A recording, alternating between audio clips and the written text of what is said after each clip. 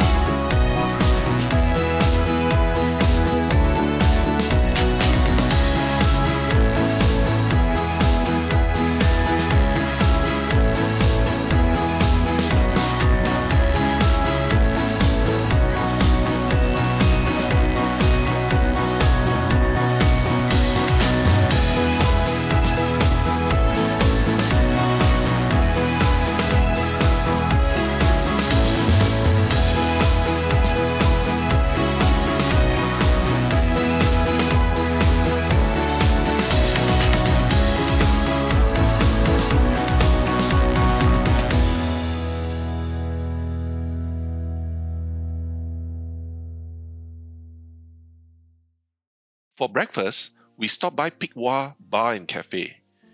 The cafe has a beautiful side lane filled with Chinese lanterns and murals depicting life in the early days of Chinatown, all in the shadow of the Merdeka 118 tower.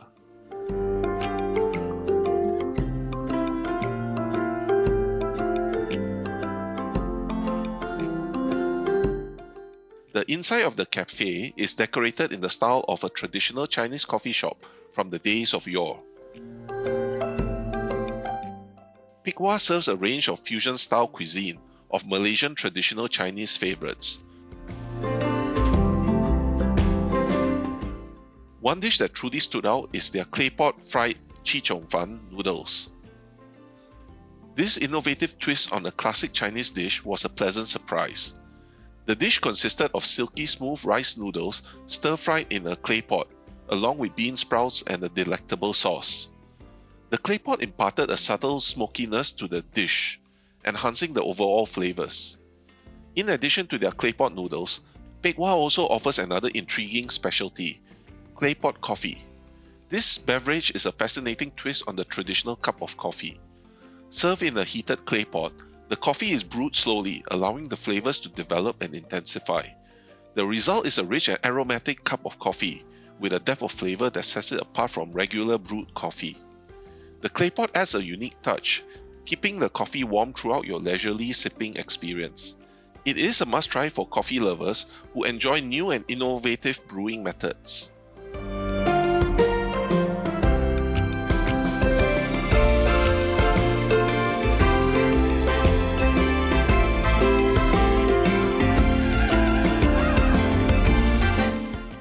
Other breakfast favorites which I packed home include the pork bun and their Portuguese egg tarts, which are absolutely delicious.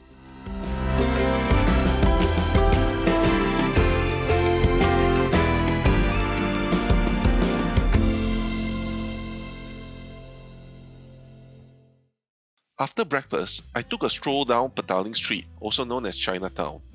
This bustling district is a melting pot of Chinese and Malaysian culture, offering a glimpse into the city's vibrant past and present. Petaling Street has a rich history that dates back to the late 19th century, when Chinese immigrants settled in the area. Over time, it evolved into a bustling commercial hub, becoming the epicenter of Chinese culture and commerce in Kuala Lumpur. As you walk through the vibrant arches, you'll be greeted with rows upon rows of street stalls, so dense that you can't see the actual brick and mortar stores behind them. Petaling Street is a shopper's paradise, with a wide variety of counterfeit goods or genuine fakes available for purchase. Hence, it is ironic that above a stall offering a fake branded handbags and belts, you will find a public sign saying that the sale of counterfeit goods is illegal. It is a great place to get souvenirs. Just remember that haggling is a must here. At the center crossroads, you'll find a famous stall selling cold soya bean milk, a refreshing respite from the hot weather, as well as 𝗏𝗏 a hot dessert made with tofu and palm sugar.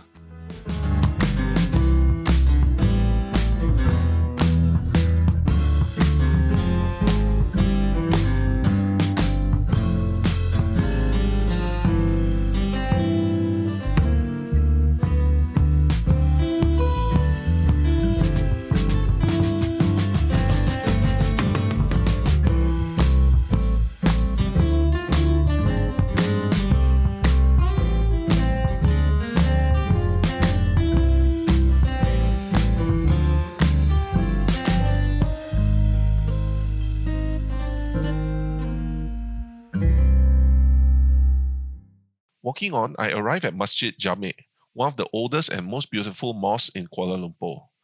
This iconic mosque is located at the confluence of two rivers, the Klang and the Gombak River, and is considered to be the birthplace of Kuala Lumpur. In fact, the name Kuala Lumpur literally means muddy confluence in Malay. The location of the mosque at such a strategic location for trade and commerce in the early days of Kuala Lumpur made it an important center for social and religious activities. Masjid Jamek was designed by 𝗟𝗡𝗞𝗦, a British architect who also designed several famous buildings in Malaysia, including the old KL railway station. The mosque is built in the Moorish style, with 3 domes and 2 minarets, and was completed in 1909. Additionally, the Fountain of Life is a beautiful fountain next to the mosque and is illuminated at night, creating a stunning display of colors and light. In conclusion, Masjid Jamek is a must-visit destination for anyone interested in Malaysian history and architecture.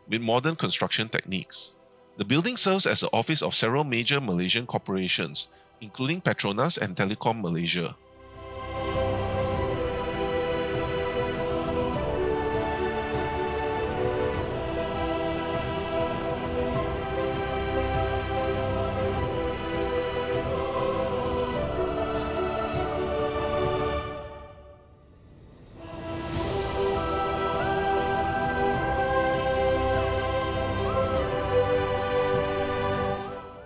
Located nearby is the Dataran Merdeka or Independence Square. It is at this famous square that the first Prime Minister of Malaysia, 𝗏𝗏 𝗟𝗏 first proclaimed the independence of Malaya from British colonial rule. Directly across the road is the Sultan Abdul Samad building, a late 19th century building. The building originally housed the officers of the British colonial administration. From 1978, it housed the Court of Appeals, High Court, and the Federal Court. The building is also rumored to be haunted, as it was the site of executions during the Japanese occupation in World War II.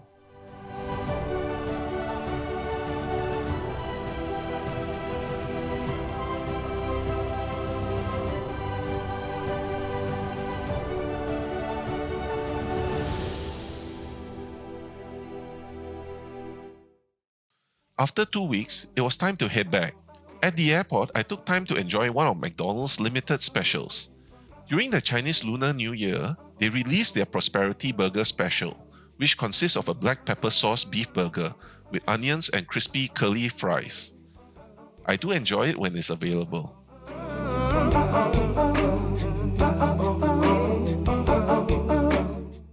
That's it for this video. If you enjoy it, please do like and subscribe to our channel. I'll also be releasing a food guide for KL soon, so stay tuned.